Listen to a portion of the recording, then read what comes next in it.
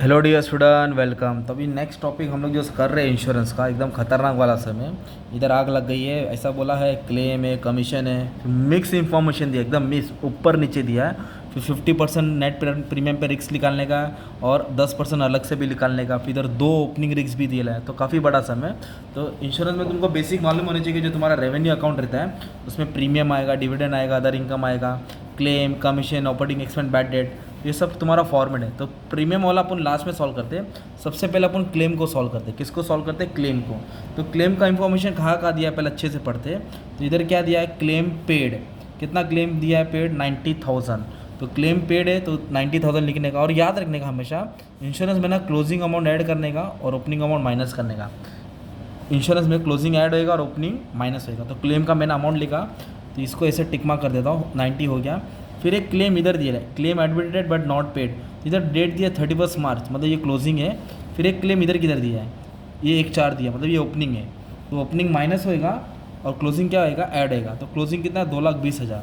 तो क्लोजिंग 2,20,000 है। चलिए इसको अपन ऐड करेंगे। और ओपनिंग कितना दिया है? इधर ऊपर नीचे दिया ना क्वेश्चन में यार।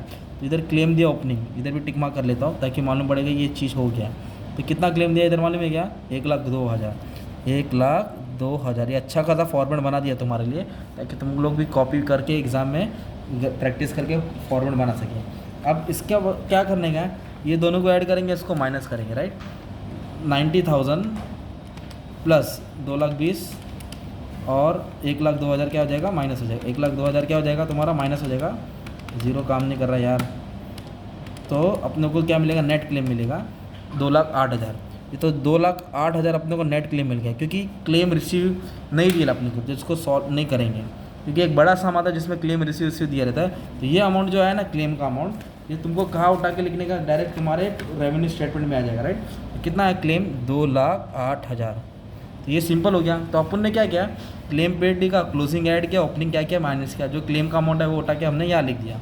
अब कमीशन को सॉल्व करते हैं। कमीशन भी इसी तरीके से दिया है। एक कमीशन पेड दिया है, ओके, 2,10,000। और इधर बोला कमीशन ऑन री इंश्योरेंस रिसीव। तो ये आया है, ये ऐड होएगा और पेड वाला माइनस होएगा, राइट। तो अपन क्या लिखेंगे? Commission receive. तो डायरेक्ट मेन अमाउंट दिया उन लोग का, तो मैं लिख देता हूँ। तो कमीशन कितना आया? 52,000 री इंश्योरेंस पे। तो 52,000 आया, 52,000 अपने को आया। और कमीशन क्या किया है? पेड किया है। कितना दिया? 2,10,000 क्या किया? पे किया। वो सीडेड है, तो सीडेड वाला क्या करेंगे अपन? माइनस करेंगे। सीडेड वाला क्या कर देंगे? माइनस कर देंगे, राइट। तो सीडेड कितना दिया? कुछ अमाउंट ज़्यादा दिया है, तो कमीशन पेड और रिसीव, तो उधर उल्टा हो गया, पेड वाला पहले लिखने का। तो अपन ने थोड़ा गड़बड़ कर दिया, ओके। चलो आ जाओ वापस से। तो क्लेम कितना दिया है? 2,10,000 दिया है। कमीशन पेड वाला 2,10,000 में से ये जो कमीशन रिसीव है वो माइनस करने का। री इंश्योरेंस का क्या आएगा? माइनस आएगा। उल्टा कर दिया अपन ने, इसके लिए गलत हो गया। 2,10,000 में से 52 क्या कर देंगे? माइनस कर देंगे। तो 1,58,000 आएगा। 1,00,000 क्या आ जाएगा? 58, क्योंकि कमीशन उन लोगों ने दिया और कमीशन उसको मिला, तो दोनों को क्या करेंगे? माइनस करेंगे। तो अमाउंट आएगा 1,58,000। ये तुम्हारा आएगा कमीशन का अमाउंट, ठीक है। और फिर इसमें ऑपरेटिंग एक्सपेंस भी ले लेता फटक से, क्योंकि ऑपरेटिंग एक्सपेंस तुमको 2 दिया है, एक मैनेजमेंट दिया है, एक बैड डेट दिया है। 3, 12, 11। तो मैनेजमेंट 3, 12 और ये 11। तो 3, 12 और 11 को जोड़ देंगे तो 3,23,000 आ जाएगा। ये 3,23,000 तुम्हारा कौन सा एक्सपेंस है? ऑपरेटिंग एक्सपेंस है। तो 3,23,000 किधर डाल देंगे? ऑपरेटिंग एक्सपेंस में डाल देंगे। बैड डेट्स नहीं दिया, चलो डैश मार देंगे, मतलब बैड डेट्स का हेडिंग नहीं बनता है, लिख दिया तो वो भी चलेगा। तो ये भी ईजी हो गया तुम्हारा। अब तुमको क्या दिया इधर मालूम है? एक नया नाम क्या दिया है? Share transfer fees. ये इनकम होता है। शेयर ट्रांसफ़र फीस क्या होता है? इनकम होता है। तो ये तुम्हारा इधर अदर इनकम में आ जाएगा 18,000। शेयर ट्रांसफ़र फीस ये तुम्हारा अदर इनकम आएगा। अभी तुम लोग वेट कर रहेंगे कि सर ने प्रीमियम ने सॉल्व किया। प्रीमियम मेन में वही वाला पार्ट अभी तुम्हारे लिए सॉल्व करता हूँ, ठीक है। तो अदर इनकम में ये डाल दिया तुमने। अब प्रीमियम के लिए क्या करने का ना, बहुत सारा इन्फॉर्मेशन दिया है। तो पहले बेसिक से स्टार्ट करते हैं, ठीक है। तो इधर क्या दिया है प्रीमियम का? इधर दिया प्रीमियम रिसीव लेस इंश्योरेंस, मतलब पैसा आया इंश्योरेंस कट पिट करके। कितना अमाउंट है? 12,45,000, ओके। तो प्रीमियम का अमाउंट दिया है 12,45,000, ओके। ये कौन सा प्रीमियम है अपन ने रिसीव किया है? तो डायरेक्ट ना ये नेट रिसीव हो जाता है, राइट। तो इधर लिख दिया 12,35,000, डायरेक्ट इधर डाल दिया 12 लाख। कितना अमाउंट था? 12,45,000। फिर ना प्रीमियम का अमाउंट देखो इधर दिया है, प्रीमियम करके इधर दिया है। 1/4 लिखा, 31 लिखा। 1/4 वाला ओपनिंग होता है, 31 वाला क्लोजिंग होता है। क्लोजिंग ऐड होएगा, ओपनिंग माइनस।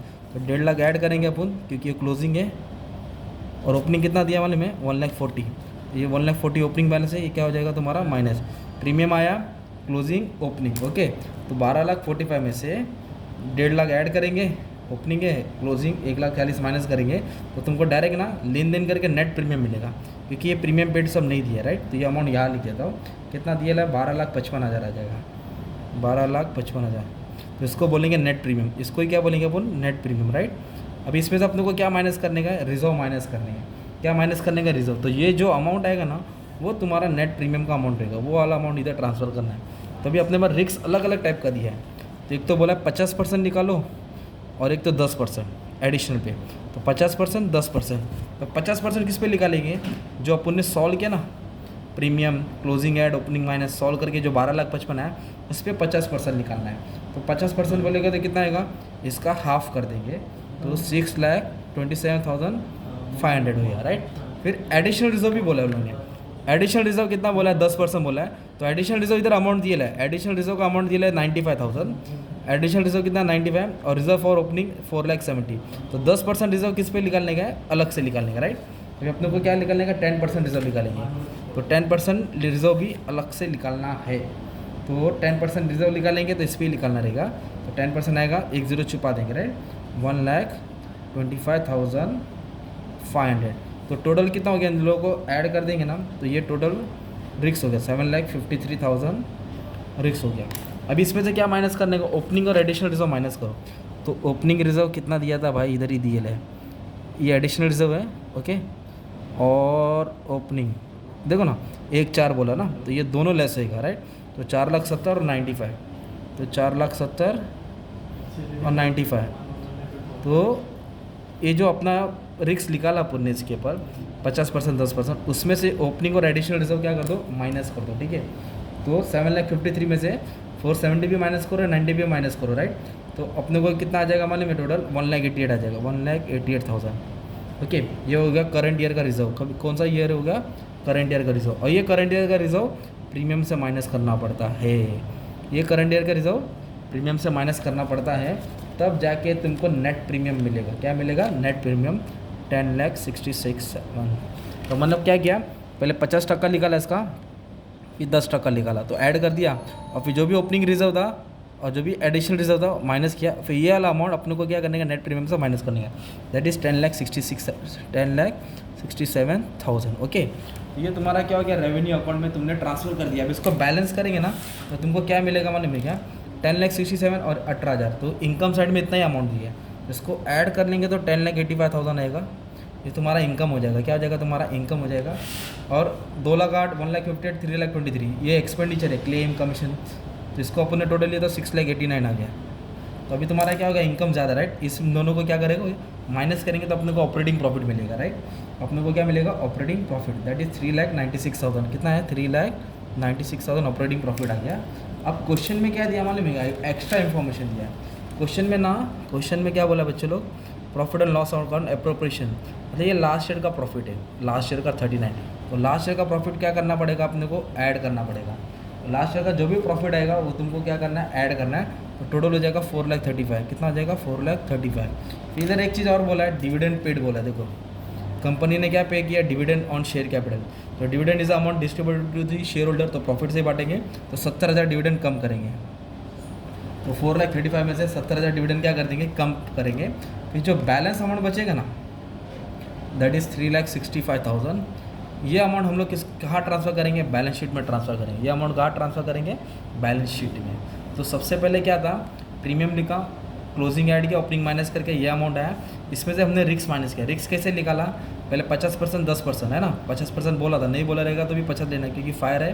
फिर इस पर अपन ने क्या किया, ओपनिंग रिजर्व और एडिशनल रिजर्व माइनस करके ये हमने करंट ईयर का रिजर्व निकाला, वो इससे माइनस किया। और क्लेम एकदम सिंपल था, क्लेम अमाउंट लिखा, क्लोजिंग ऐड किया, ओपनिंग माइनस किया, तो नेट क्लेम आया, ट्रांसफ़र किया। ऑपरेटिंग एक्सपेंस आया, ट्रांसफ़र किया। कमीशन जो पेड किया, जो सीडेड किया, दोनों को सॉल्व करके ऑल अमाउंट यहाँ लिख दिया और सिंपली बैलेंस करके सॉल्व करने का था राइट। तो ऐसा खतरनाक वाला सम था, अपन ने डिस्कस किया। क्वेश्चन भी डेंजर था, अच्छे से क्वेश्चन का भी देख लो, समझ लो क्या है। 2 लाइन इधर था, बाकी का सब एडजस्टमेंट इधर था। चलो ठीक है, थैंक यू।